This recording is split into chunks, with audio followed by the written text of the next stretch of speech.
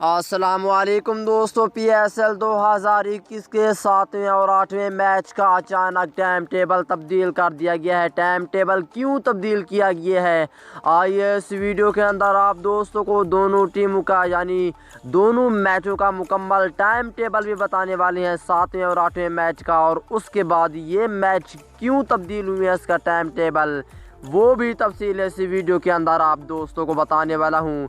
इससे पहले आप दोस्तों ने नीचे कमेंट सेक्शन में अपनी फेवरेट टीम का नाम ज़रूर लिखना है। तो दोस्तों, जैसा कि आपको मालूम है कि कल जुम्मा है, जिसकी वजह से जुम्मा नमाज की वजह से ही PCB ने PSL के दोनों मैच यानी 7वें और 8वें मैच का टाइम टेबल तब्दील किया है। अगर 7वें मैच की टाइम टेबल की बात करें तो दोस्तों 7वां मैच लाहौर कलंदर और मुल्तान सुल्तान टीम के दरमियान खेला जाएगा। ये मैच दिन के 3 बजे शुरू होगा।